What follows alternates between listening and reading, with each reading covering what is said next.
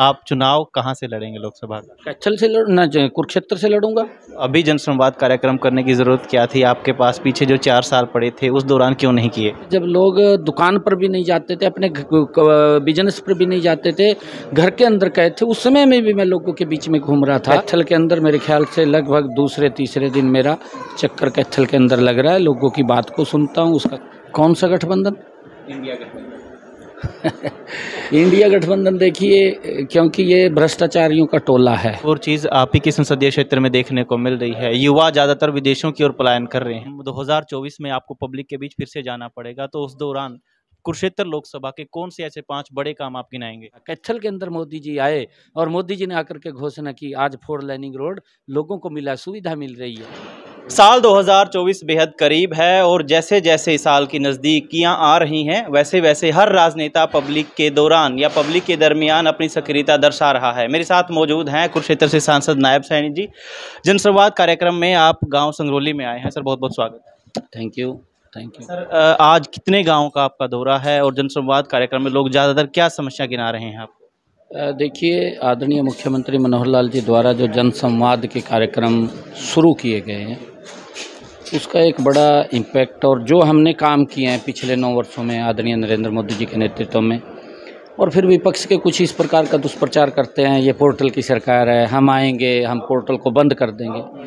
क्योंकि वो लोग जो इस प्रकार की बात करते हैं कि हम पोर्टल को बंद कर देंगे, वो भ्रष्टाचार को बढ़ावा देने की बात करते हैं। जिस प्रकार से उनकी सरकार के अंदर पहले चलता था, गरीब व्यक्ति तक योजना का लाभ नहीं पहुंचता था, आज इस पोर्टल के माध्यम से जीरो ग्राउंड के ऊपर लोगों को डायरेक्ट लाभ उनके खाते के अंदर जा रहा है, जिसकी चर्चा मैं हर गांव के अंदर जनसंवाद के तहत करता हूं। भी आपके गांव में इसी पोर्टल की वजह से कितने युवाओं को बिना पर्ची बिना खर्ची के रोजगार मिला, कितने लोगों को बिना ऑफिस के चक्कर काटे उनकी पेंशन बन करके घर पे आ गई है, उन्हें जाना नहीं पड़ा कहीं पर भी इसी पोर्टल की वजह से। और कितने लोगों के बीपीएल कार्ड जिसके चक्कर काटते थे, ऑफिस नहीं गए, बन करके घर पे आ गए। मुख्यमंत्री परिवार उत्थान योजना, उसके तहत जो आदरणीय मुख्यमंत्री जी ने मेलों का आयोजन किया गांव के अंदर, पूरे हरियाणा प्रदेश के अंदर, गांव के अंदर जिन लोग अपना काम करना चाहते हैं और उनके पास पैसे के अभाव के कारण काम नहीं कर पाते, और आदरणीय मुख्यमंत्री जी ने इन मेलों का आयोजन किया। उस मेले के माध्यम से उन लोगों ने जो एप्लीकेशन दिया उसका भी मैं गांव के अंदर जिक्र करता हूं कि इतने लोगों की एप्लीकेशन आई, इतनी स्वीकृत हुए, इतनों को हमने डिसबर्स भी किया है, इतने लोगों को पैसा दे करके काम करवाने का कार्य भी किया। और उसके साथ साथ गांव में जो विकास कार्य हुए पिछले 9 वर्षों के अंदर, उस बात की मैं डीपली चर्चा करता हूं।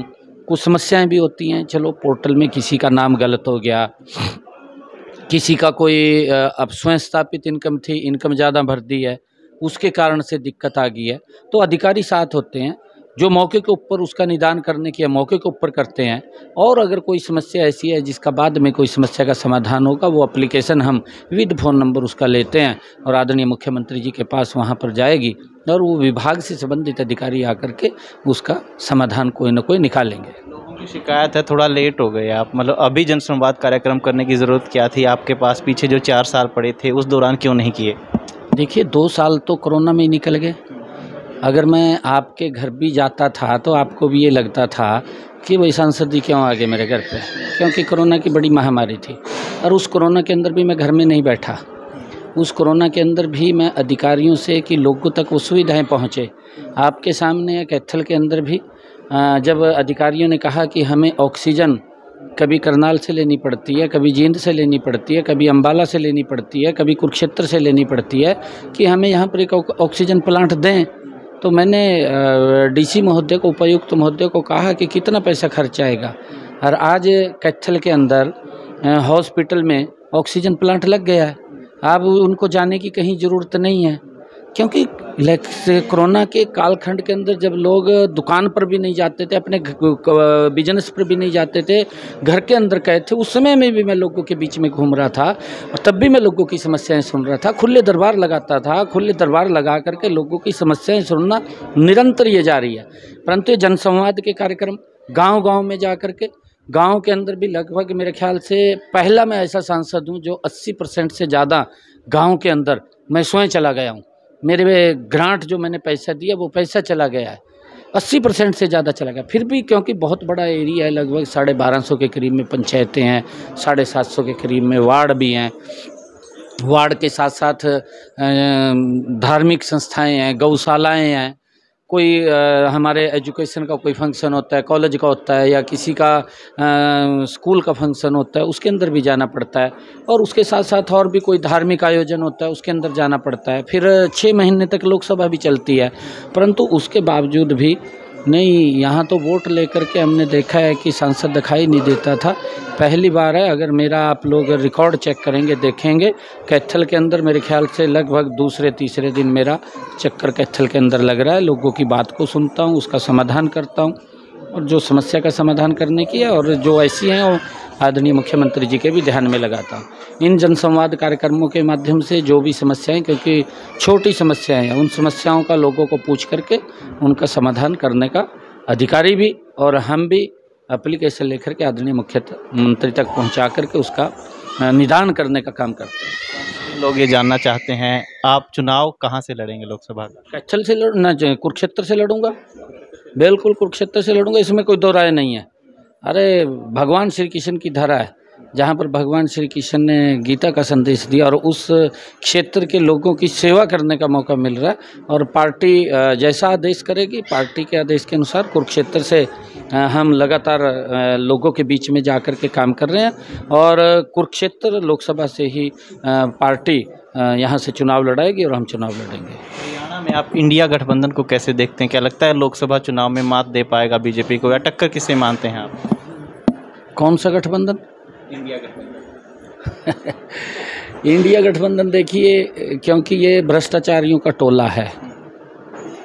अगर आप लोग देखेंगे, एक भी इनके नेता जो इंडिया गठबंधन के अंदर हैं, एक भी नेता ऐसा नहीं जिसके ऊपर FIR दर्ज न हो।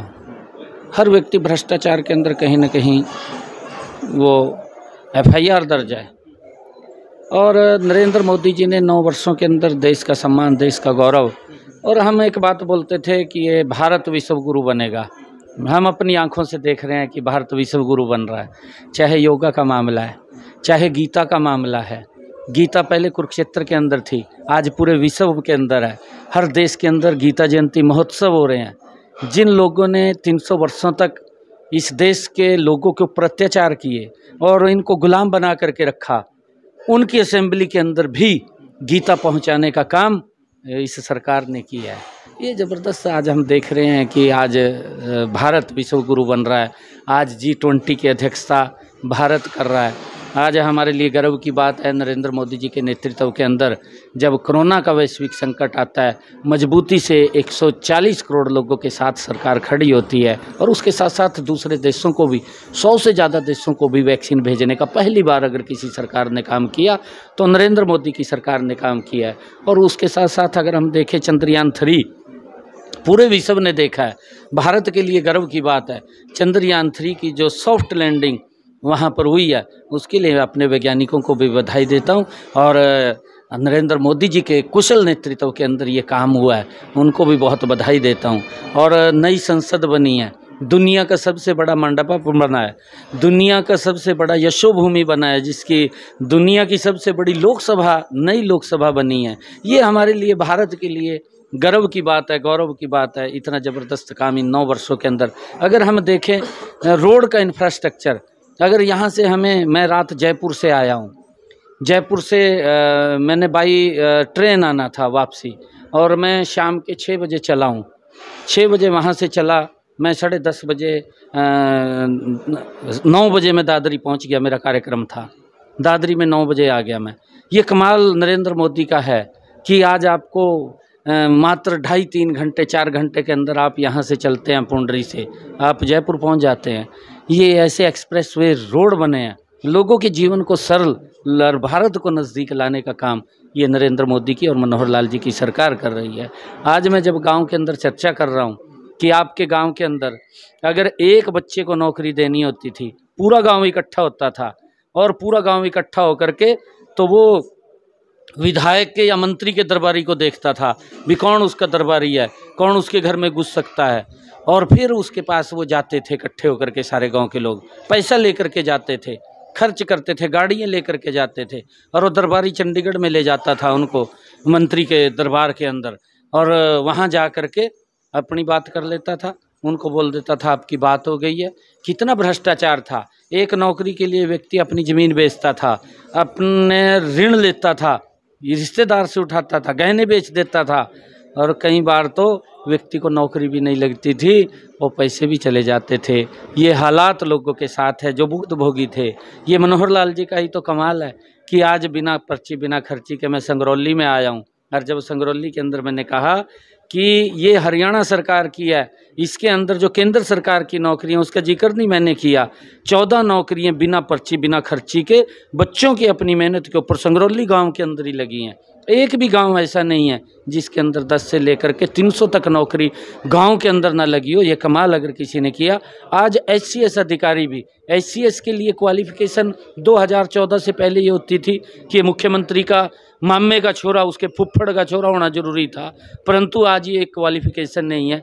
आज मनोहर लाल जी ने किसी विधायक या मंत्री की नहीं, आज हरियाणा प्रदेश के युवाओं की सुनी है, और उसका परिणाम ये निकला है कि आज संगरौली जैसे गांव के अंदर भी 14 बच्चे बिना पर्ची बिना खर्ची के लगे। साहब, एक और चीज़ आप ही के संसदीय क्षेत्र में देखने को मिल रही है, युवा ज़्यादातर विदेशों की ओर पलायन कर रहे हैं, उस समस्या को आप कैसे देखते हैं? नहीं, देखिए ये समस्या नहीं है। इसके लिए अगर कहीं कोई काम रोजगार के साधन उपलब्ध होते हैं, आदरणीय प्रधानमंत्री जी लगातार इस बात को लेकर के, आदरणीय मुख्यमंत्री जी इस बात को लेकर के जोर दे रहे हैं। Make in India, startup, stand up, और इन सब को बढ़ावा देने के लिए मुद्रा बैंक की योजना। और मैंने कहा है कि आदरणीय मुख्यमंत्री जी ने मुख्यमंत्री परिवार उत्थान योजना के माध्यम से रोजगार मेले लगाए हैं कि कोई व्यक्ति हाथ का दस्तकार है, पैसा नहीं है, काम करना चाहता है, वो काम करे, सरकार उसकी हेल्प करेगी। ये पहली बार है कि अगर कोई मुख्यमंत्री इतने नीचे जा कर के गरीब व्यक्ति को समाज की मुख्य धारा में जोड़ने का काम कर रहा है, और उसके माध्यम से, मिलों के माध्यम से जो लोग, जो परिवार उसके अंदर एप्लीकेशन देते हैं और उस एप्लीकेशन को वेरीफाई करते हैं, तो उसके अंदर लगभग ऐसा गांव कोई नहीं है जिस गांव से 50 से लेकर के 200 तक एप्लीकेशन आई हो, और उसके अंदर हमने लगभग किसी के अंदर 70, किसी में 80, किसी में 30 ऐसी एप्लीकेशनें वेरीफाई हुई हैं कि इन लोगों को काम करने की आवश्यकता है। इनको सरकार कहीं ना कहीं लोन उपलब्ध करा करके इनको पैसा देने का काम करे, तो उसके माध्यम से लगभग कहीं पर 6, कहीं पर 10, कहीं पर 20, कहीं पर 50 लोगों को लोन भी डिसवर्स करके उनको पैरों पे खड़ा करने का काम किया। लगातार उस दिशा के अंदर कि बेरोजगारी खत्म हो, उसको लेकर के यहाँ पर भी अगर कोई एजुकेशन के लिए बाहर जाना चाहता है तो किसी के ऊपर कोई पाबंदी नहीं हो, जा सकता है। साहब, आपका समय बहुत कीमती है। एक आखिरी सवाल, 2024 में आपको पब्लिक के बीच फिर से जाना पड़ेगा, तो उस दौरान कुरुक्षेत्र लोकसभा के कौन से ऐसे 5 बड़े काम आप गिनाएंगे? देखिए, एक तो मैंने जिसका जिक्र किया है कि हमारे यहाँ पर जो इस्माइलाबाद से लेकर के नारनौल जो मेरी लोकसभा से गुजर करके जाता है, ये इन्हीं 9 वर्षों के अंदर बना है, और आज हमारे हरियाणा प्रदेश की वो रीढ़ की हड्डी है और लोगों को लाभ हो रहा है ज़बरदस्त। और एक अगर आप लोग देखेंगे कि चंडीगढ़ से लेकर के जो अम्बाला से इस्माइलाबाद से पेहवा, कैथल, कलायत, नरवाणा, और नरवाणा से सीधा राजस्थान हिसार को जोड़ने वाला ये 4 लेनिंग रोड, ये इन्हीं 9 वर्षों के अंदर बना है। क्योंकि आज तक कांग्रेस ने उस तरफ ध्यान नहीं दिया कि सड़क छोटी है, एक्सीडेंट होते थे, ट्रैफिक का दबाव बढ़ रहा था, विकास की तरफ कांग्रेस का ध्यान नहीं था, भ्रष्टाचार की तरफ कांग्रेस के लोगों का ध्यान था। और विकास की तरफ अगर ध्यान दिया तो नरेंद्र मोदी जी ने दिया, 3,400 करोड़ रुपए का पैकेज दिया। कैथल के अंदर मोदी जी आए और मोदी जी ने आकर के घोषणा की, आज 4 लेनिंग रोड लोगों को मिला, सुविधा मिल रही है। और उसके साथ साथ और भी अगर हम देखें, 250 करोड़ रुपए की लागत से मेरे जहाँ पर भगवान श्री कृष्ण ने गीता का संदेश दिया, उस तीर्थ स्थल का जीर्णोद्धार करने के लिए लगातार काम जारी है। जो हमारे महाभारतकालीन तीर्थ स्थल हैं उनका भी जीर्णोद्धार हो रहा है। और उसके साथ साथ मैं बताना चाहता हूँ, भगवान श्री कृष्ण आयुष विश्वविद्यालय वो कैथल कुरुक्षेत्र के अंदर बना है। भगवान वाल्मीकि विश्वविद्यालय वो हमारे कैथल के अंदर बना है। आप लोगों के सामने काम चल रहा है। और उसके साथ साथ भी अगर हम बात करें, दिल्ली से लेकर के कटरा माँ वैष्णो, अगर हमारे यहाँ पर जब हम चढ़ेंगे पुंडरी के ये पास से, राजावंद के पास से, उस रोड के ऊपर लगभग 4 घंटे के अंदर आप कटरा पहुँच जाएंगे। ये कमाल भी नरेंद्र मोदी जी कर रहे हैं। और इस्माइलाबाद से लेकर के अगर आप लोग देखेंगे शाहबाद को 4 लाइनिंग रोड जोड़ने का काम उसके ऊपर गति से चल रहा है। अगर इधर हम देखेंगे तो शामली से लेकर के अंबाला को जो मेरी लोकसभा से होकर के गुजरता है 4 लाइनिंग रोड ग्रीनफील्ड एक्सप्रेसवे, उसको भी बड़ी गति से उसके ऊपर काम चल रहा है। अगर हम देखेंगे यहाँ से हमने हरिद्वार जाना है, हमने सहारनपुर जाना है, हमने ऋषिकेश जाना है, हमने देहरादून जाना है, बड़ा मेरे ख्याल से 10-10 घंटे लगते थे, बहुत दिक्कत थी। परंतु आज आप लोगों के सामने बताना चाहूँगा, पंचकुला से लेकर के आदरणीय प्रधानमंत्री नरेंद्र मोदी जी और मनोहर लाल जी की सरकार ने इन्हीं 9 वर्षों के अंदर 4 लाइनिंग रोड सहारनपुर, हरिद्वार, हरिद्वार से ऋषिकेश, ऋषिकेश से देहरादून, रुड़की जोड़ने का काम इन्हीं 9 वर्षों के अंदर किया। जितना समय आपको यहाँ से यमुनानगर का लगेगा उतना समय आपको सहारनपुर का लगेगा। ये कमाल भी नरेंद्र मोदी जी ने किया है, ज़बरदस्त काम किए हैं। शुक्रिया सर, और भविष्य को लेकर आपको शुभकामनाएं। तो मेरे साथ सांसद नायब सैनी थे और ताल ठोकती है कि 2024 में भी यही भाजपा के प्रत्याशी होंगे कुरुक्षेत्र लोकसभा से। बहुत बहुत शुक्रिया।